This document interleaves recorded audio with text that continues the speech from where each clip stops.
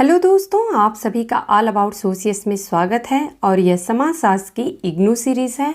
इसमें हम लोग कार्ल मार्क्स के बारे में अभी चर्चा कर रहे हैं और इसी कड़ी में हम लोग आज कार्ल मार्क्स के अलगाव की अवधारणा के बारे में चर्चा करने वाले हैं।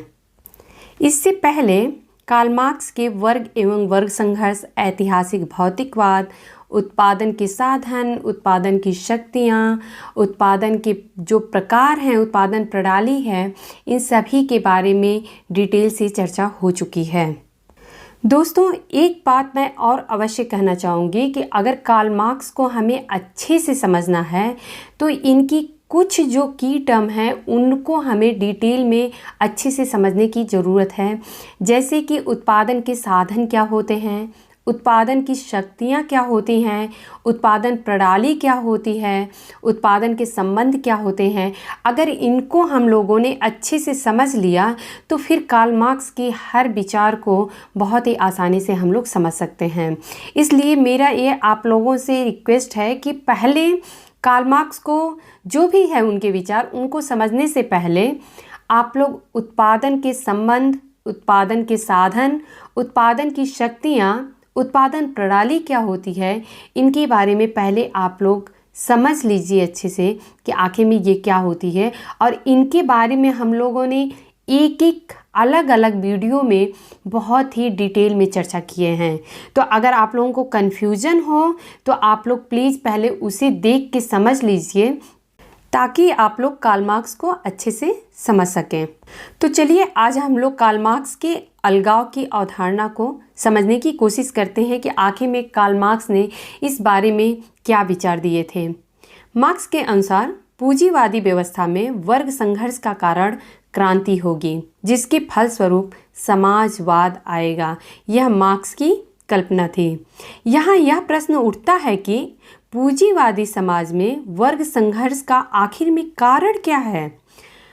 यहाँ उत्पादन की शक्तियों और संबंधों में परस्पर विरोध देखने में आता है। बुर्जुआ वर्ग निरंतर उत्पादन के सशक्त साधन को इकट्ठा करने में लगा रहता है, परंतु उत्पादन की शक्तियों में इन परिवर्तनों से उत्पादन के जो संबंध हैं वह अप्रभावित रहते हैं। अर्थात जो पूंजीपति वर्ग है या बुर्जुआ वर्ग है वह तो उत्पादन की शक्तियों में, अर्थात नई नई टेक्नोलॉजी में, नई नई जो कार्य करने के तरीके हैं उनमें वह काफ़ी कुछ चेंज करने की कोशिश करता है, काफ़ी कुछ बदलने की कोशिश करता है। वह नई नई टेक्नोलॉजी लाते हैं, नई नई मशीनें लाते हैं। तो इस प्रकार से जो बुर्जुआ वर्ग है वह उत्पादन के साधन को इकट्ठा करने में लगातार लगा रहता है। लेकिन क्या उनके संबंधों में कुछ अंतर आता है? नहीं आता है। तो इस प्रकार से यह देखा जाता है कि उत्पादन की शक्तियों में भले परिवर्तन होता है, लेकिन जो उत्पादन संबंध है इनमें बहुत ज़्यादा परिवर्तन हमें देखने को नहीं मिलता है। जिस प्रकार से जितना मुनाफा अगर पूंजीपति वर्ग कमा रहा है, क्या उतने ही मुनाफे के हिसाब से श्रमिकों को उनकी आय दी जाती है? नहीं दी जाती है। यह हम सभी जानते हैं कि पूंजीवादी उत्पादन के जो तरीके हैं वह बड़े पैमाने पर उत्पादन करने में सक्षम होते हैं और इन बड़े पैमाने पर उत्पादन और आर्थिक वृद्धि में इतनी ज़्यादा वृद्धि होती है कि पूंजीवादी जो व्यवस्था है इसमें एक तरफ देखा जाए एक बहुत बड़ी जनसंख्या जो है वह निर्धन और मुसीबतों से भरी हुई होती है।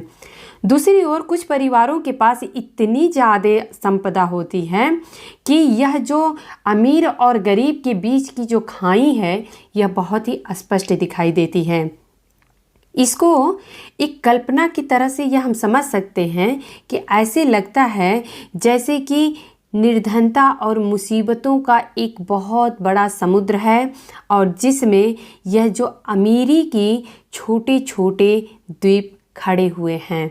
ऐसा महसूस होता है कि पूरा जो समुद्र है वह निर्धनता और गरीबी से भरा हुआ है, लेकिन उसमें जो छोटे छोटे द्वीप खड़े हुए हैं वह अमीरी के हैं। मार्क्स के अनुसार इस विरोध के कारण एक क्रांतिकारी संकट उत्पन्न होता है। मार्क्स की भविष्यवाणी थी कि इस स्थिति में सर्वहारा वर्ग जो कि आबादी का एक बड़ा हिस्सा होता है वह एक संघर्षकारी वर्ग बन जाएगा और ऐसी सामाजिक शक्ति के रूप में उभरेगा जो कि इन उत्पादन संबंधों को परिवर्तित करना चाहेगा। अर्थात चाहेगा कि जो इस प्रकार के उत्पादन संबंध हैं कि एक पूंजीपति वर्ग है और एक श्रमिक वर्ग है, ये संबंध जो हैं दोनों के बीच में जो पाए जाते हैं इनमें परिवर्तन आए। मार्क्स ने सर्वहारा को वर्ग संघर्ष में एक उभरते हुए वर्ग के रूप में माना है। उन्होंने यह दावे से कहा है कि एक वर्ग का दूसरे वर्ग पर विजय प्राप्त करना ही समाज की प्रगति का आधार है। मार्क्स के जीवन का उद्देश्य ही था कि सर्वहारा वर्ग को वह प्रभावी बनाएं। एक तरह से वह वर्ग संघर्ष के जो अभियान चलाया गया था उसके नायक के रूप में हमें कार्ल मार्क्स दिखाई देते हैं। मार्क्स की यह मान्यता थी कि वर्ग संघर्ष हर स्तर पर होता है, अतः उन्होंने ऐसी राजनैतिक पार्टी के गठन की आवश्यकता पर जोर दिया था जो कि प्रभावी हो और एक विजेता वर्ग के रूप में दिखाई दे सके। हालांकि वर्ग संघर्ष का जो विचार है यह सबसे पहले मार्क्स ने नहीं दिया था। इससे पहले सेंट साइमन ने भी मानव इतिहास को सामाजिक वर्गों के मध्य हो रहे संघर्ष के रूप में देखा था।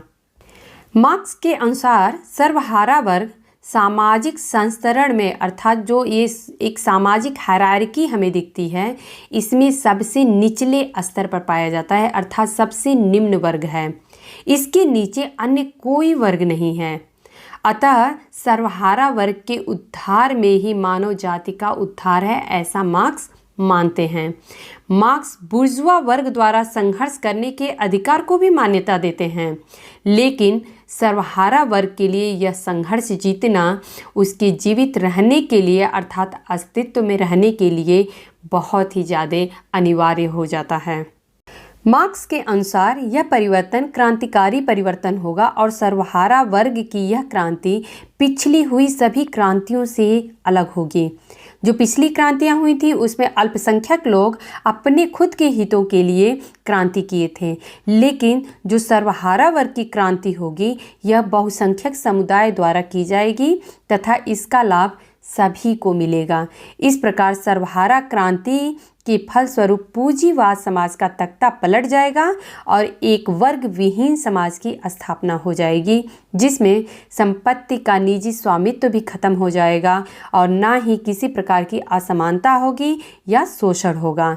सर्वहारा वर्ग का सामूहिक रूप से स्वामित्व होगा तथा उत्पादन समाज के सभी सदस्यों में समान रूप से वितरित होगा, अर्थात जो भी समाज में चीज़ें उत्पादित की जाएंगी सभी सदस्यों का समान रूप से उस पर अधिकार होगा।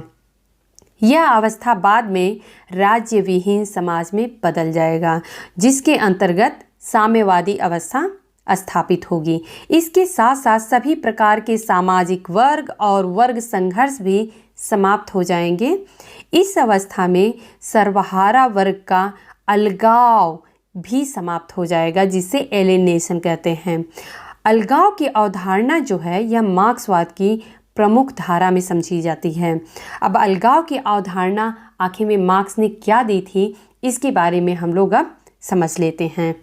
इसके पहले अभी तक हम लोगों ने जितना समझा वह यही समझा कि किस प्रकार से जो वर्ग संघर्ष होता है पूंजीवादी समाज में, इसके कारण जो सर्वहारा वर्ग है आखिर उनके अंदर क्या चलता है और जो यह अलगाव की अवधारणा है यह आखिर में आती कैसे है, इसको डिटेल से समझते हैं कि अलगाव की अवधारणा क्या है। मार्क्स की अलगाव की अवधारणा का अर्थ यह है कि समाज की ऐसी संरचना जिसमें उत्पादन के साधनों से उत्पादक जो है वंचित रह जाता है। उत्पादक कौन है? जो श्रमिक वर्ग है। उत्पादन के साधन क्या हैं? जिससे वस्तुएं उत्पादित की जाती हैं, जो हमारी मशीनरी है, जो हमारी टेक्नोलॉजी है, जिन चीज़ों से हम उत्पादन कर रहे हैं यह सारी चीज़ें उत्पादन के साधन में आ जाएंगी।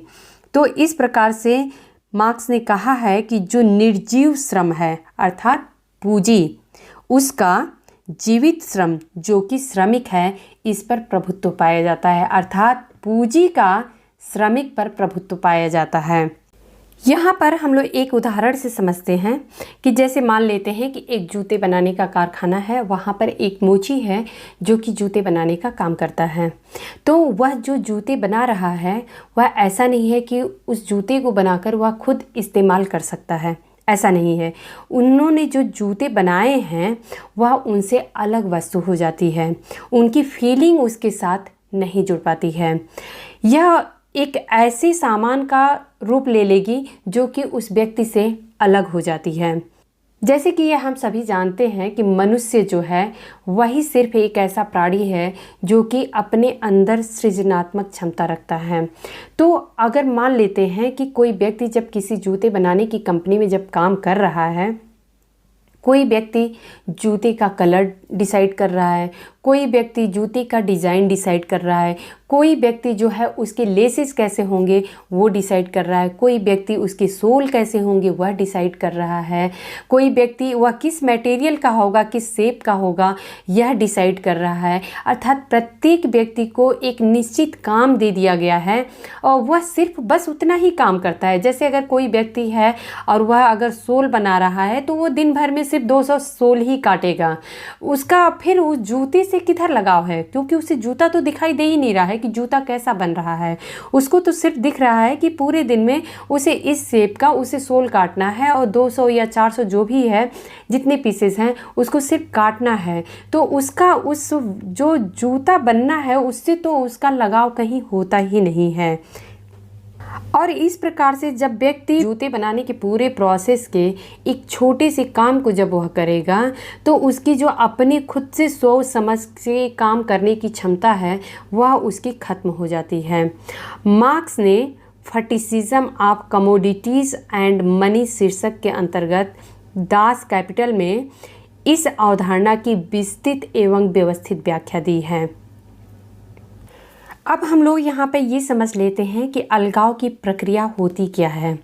मार्क्स ने कहा है कि अलगाव एक ऐसी प्रक्रिया है जिसके माध्यम से एक व्यक्ति, एक समूह, एक संस्था या एक समाज इन निम्नलिखित में से किसी भी प्रकार से अलगावित हो सकता है। तो यह सिर्फ एक व्यक्ति की बात नहीं है, यह एक समूह पे भी लागू होता है, एक संस्था पे भी अप्लाई होता है और एक समाज पे भी। इसमें इन्होंने अलगाव के 4 प्रकार बताए हैं कि व्यक्ति या समूह, संस्था, समाज कोई भी 4 प्रकार से अलगावित हो सकता है।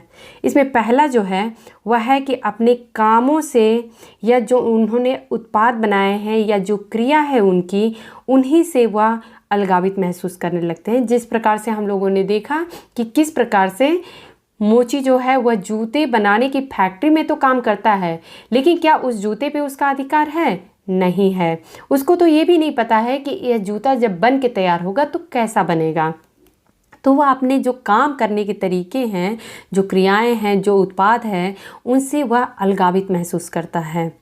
दूसरा पॉइंट है कि वह जिस वातावरण में रहता है उसके प्रति भी वह अलगावित महसूस करता है, क्योंकि उसका डेली का वही रूटीन है, वह जाता है, वही काम करता है, आता है।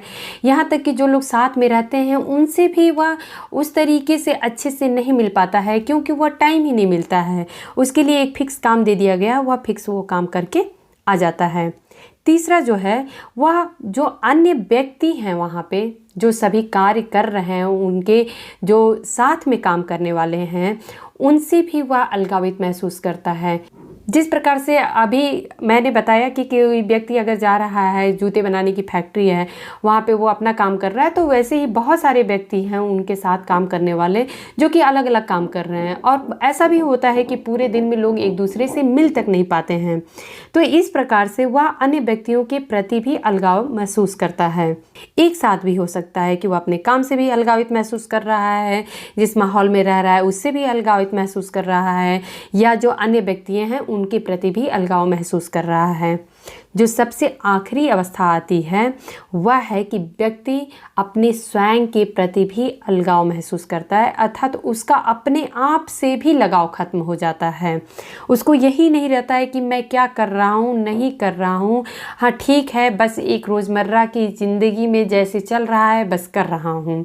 उसको चूँकि अपने परिवार का जीवन निर्वाह करना है या उसे अपनी आजीविका के लिए पैसे कमाने हैं, सिर्फ वह इसके लिए काम कर रहा है, ना कि उसकी यह पसंद है या वह अपनी इच्छा से कार्य कर रहा है। अलगाव सदैव ही आत्म अलगाव होता है, अर्थात खुद से अलगाव होता है, अर्थात अपने ही कामों द्वारा अपने को अलग कर लेना। यहाँ पर एक कथन दिया गया है। यह कथन मेरा यहाँ पर मेंशन करने का मुख्य उद्देश्य यही था कि जब अगर इस कथन को हम पढ़ेंगे या एग्ज़ाम में यह कथन आ जाए तो हमें बिल्कुल एकदम सही डाउट जाएगा कि यह कार्ल मार्क्स के कथन है, लेकिन यह गलत है। यह कथन गैजो पेत्रोविक का है। गैजो पेत्रोविक के कथन के अनुसार अलगाव के अनेक स्वरूपों में से आत्म अलगाव एक स्वरूप मात्र नहीं है, अपितु अलगाव की यह आधारभूत संरचना तथा सार है। यह मात्र एक विवरणात्मक अवधारणा नहीं है, बल्कि विश्व में क्रांतिकारी परिवर्तन लाने के लिए इसमें एक आह्वान है और एक अपील भी है। तो यह कथन आप लोग नोट कर लीजिएगा, क्योंकि जो एग्ज़ाम अभी होने की ट्रेंड चल रहे हैं वह ऐसे ही कहीं से भी इग्नू की किताब से उठा के और कोई कथन पूछ दिया जा रहा है। मार्क्स का उद्देश्य अलगाव की मात्र सिर्फ आलोचना करना नहीं था, बल्कि उनका उद्देश्य एक आमूल क्रांति के लिए मार्ग प्रशस्त करना था तथा एक ऐसे साम्यवाद की स्थापना करना था जिसे व्यक्ति का स्वयं अपनी की ओर या वापस आने की प्रक्रिया की ओर या आत्म अलगाव पर विजय पाने के रूप में समझा जा सके। मार्क्स के अनुसार केवल निजी संपत्ति को समाप्त कर देने से आर्थिक एवं सामाजिक जीवन का अलगाव जो दिखता है वह दूर नहीं हो सकता है। मार्क्स ने ऐसा माना था कि जो निजी संपत्ति है, क्या हम उसको समाप्त कर देंगे तो ये जो समाज में आर्थिक और सामाजिक असमानता दिखाई दे रही है वह समाप्त हो जाएगी? नहीं, ऐसा नहीं है। उन्होंने ऐसा भी माना था कि जो यह निजी संपत्ति है इसको हम राज्य के हाथों सौंप दें या राज्य की संपत्ति बना दें तो उससे भी जो श्रमिक वर्ग है उसकी स्थिति में कोई बदलाव नहीं होगा। और मार्क्स ने ये भी माना था कि जिस प्रकार से समाज में जैसे बहुत सारे क्षेत्र हैं, राजनीतिक क्षेत्र है, धार्मिक है, विधि है, कला है, सांस्कृतिक क्षेत्र है, आर्थिक क्षेत्र भी है, ये सारे क्षेत्रों में अगर देखा जाए तो जो सबसे ज़्यादा वर्चस्व दिखेगा वह आर्थिक क्षेत्र का दिखेगा और बाकी सारे क्षेत्रों पे उसका प्रभुत्व पाया जाता है। तो उन्होंने माना था कि जो भी यह संघर्ष की जड़ें हमें दिखती हैं यह इसी आर्थिक क्षेत्र के प्रभुत्व के कारण दिखती हैं। इसीलिए मार्क्स ने जो साम्यवाद की कल्पना की थी उसमें यही वो मानते थे कि जो भी समाज में जितनी भी वस्तुएं हैं या जितने भी उत्पादन के साधन हैं, संबंध हैं, इन सबको एक बराबर के लेवल में लाके खड़ा कर देना है। अर्थात यह नहीं हो कि किसी का किसी पर वर्चस्व नज़र आए, चाहे वो जो भी उत्पादन है उन सारे पे पूरे समुदाय का समान अधिकार हो और इस प्रकार से जो ये वर्ग की कल्पना है यही समाप्त कर दी जाए। ना तो कोई बुर्जुआ वर्ग हो, ना कोई श्रमिक वर्ग हो, ना ही कोई सर्वहारा वर्ग हो। इस प्रकार से ये वर्ग विहीन समाज के रूप में बदल जाए। तो इस प्रकार से कार्ल मार्क्स की यह अलगाव की अवधारणा थी जो कि हम लोगों ने समझा और उम्मीद है कि आप लोगों को यह कार्ल मार्क्स के अलगाव की अवधारणा अच्छे से समझ में आ गई होगी। हम लोग कार्ल मार्क्स के बारे में बहुत कुछ पढ़ चुके हैं। हमें लगता है कि हम लोगों ने कार्ल मार्क्स को बहुत ही डिटेल में स्टडी किए हैं। हम लोग उनकी एक एक बातों को, उनके एक एक विचारों को बहुत ही अच्छे से समझने की कोशिश किए हैं। और यह मैं आप लोगों से कहना चाहूँगी कि अगर आप लोग जो एक एक लेक्चर है ना उसको अगर आप लोगों ने ध्यान से समझ लिया तो यह मैं दावे से कह सकती हूँ कि अगर आप लोगों को कार्ल मार्क्स के बारे में बोलना पड़े तो कम से कम आप लोग 1 घंटे आराम से कार्ल मार्क्स के बारे में बता सकते हैं। देखिए, आप लोग एक बात समझिए कि सिर्फ हमारे सामने कहते हैं, हमारे मन में आता है कि कोई एग्ज़ाम देना है तो स्टडी मटेरियल होना चाहिए, मैं उसको पढ़ के एग्ज़ाम दे लूँगा। एग्ज़ाम देने के लिए जो स्टडी मटेरियल होता है उसको क्या हम सभी कुछ पढ़ के हमारे माइंड में होता है? नहीं होता है। हमारे माइंड में वही चीज़ें होती हैं जिनको हम समझ पाए होते हैं। अर्थात मेरा मुख्य उद्देश्य बस यही है कि आप लोग कार्ल मार्क्स को समझिए, उन्होंने क्या कहा है, उनकी विचारधारा क्या थी।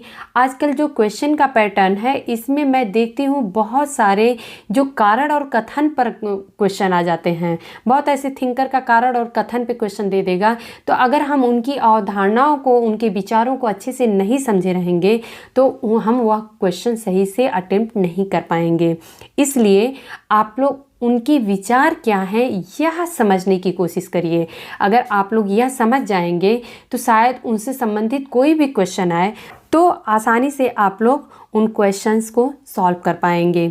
कार्ल मार्क्स की एक और छोटी सी अवधारणा बच जाती है जिसके बारे में हालांकि हम लोग पहले चर्चा कर चुके हैं, लेकिन मैं नहीं चाहती थी कि हाँ इसमें कोई भी टॉपिक छूट जाए, तो इसमें एक और छोटा सा टॉपिक है जो कि वाद संवाद प्रक्रिया के नियम हैं।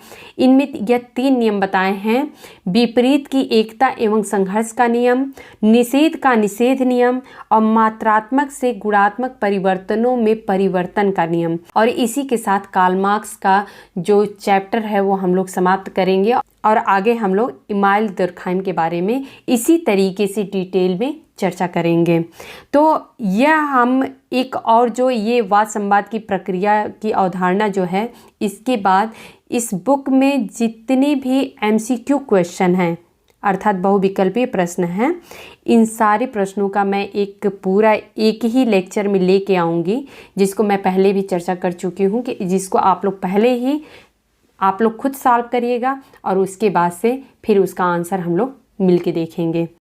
दोस्तों, आप लोगों से एक बात और मैं अवश्य कहना चाहूँगी कि अगर आप लोगों को हमारे पढ़ाने का तरीका पसंद आ रहा है या आप लोगों को मैं क्या समझाना चाहती हूँ वो समझ में आता है तो हमें कमेंट करके ज़रूर आप लोग बताइए।